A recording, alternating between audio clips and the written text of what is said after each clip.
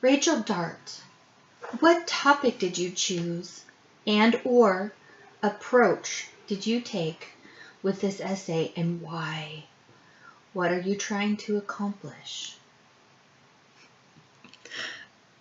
I chose a proposal essay about the GRAS revisions because I found that most of the information out there was already negative to begin with, so there wouldn't really be a point in trying to do a positional essay because that position is already thought of by most people. So I decided to go with proposal because not a lot of stuff I found was how to edit the law or which ways to fix it for the better. So that's why I went with that.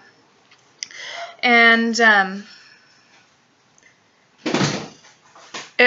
the grass law was also really important to me because I care about what I eat and I care about what my family eats, and I want to make sure that we're all going to live really long lives. And for ethos, I try to use the FDA versus me because I'm not really credible in this situation, but the FDA who actually created the law is. And then pathos, I try to use America overall because the people that I was trying to convince care about what the people think because they're the ones that are voted in by the people.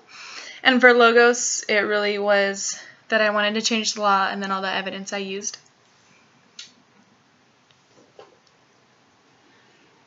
Good answer.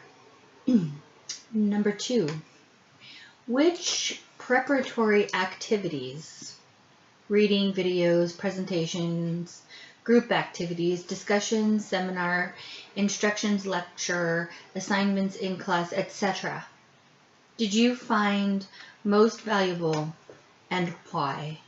How did they help?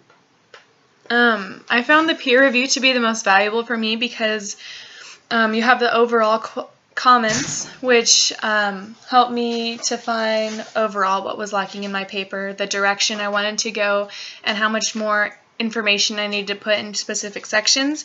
And I also liked that at least my peers, when they commented on they commented on individual sentences that need to be fixed, as well as overall paragraphs and grammar, and they really helped me to really shape the essay I wanted it to, in the direction I wanted it to go. Beautiful answer. So, what are the 3 to 4 most significant revisions you made along the way? Why did you make them? And how did they help improve the final product? So one of the fixes I made was, originally I was going to have 3 solutions to fixing the law, and after speaking with my teacher, as well as the overall way the paper was supposed to go, I decided to go with 1 solution instead and pick the biggest one overall, and I think that really helped my paper to be more focused, and then it wasn't as random and overall broad. I also reorganized a lot of my ending paragraphs. They were all kind of out of order. I just kind of threw them together with the way my mind was thinking versus organization. So rearranging those paragraphs to make sure they went in problem, cause of the problem, solution, and conclusion, and making sure they stayed in that order really helped to make sure that my paper was overall organized. And then finally,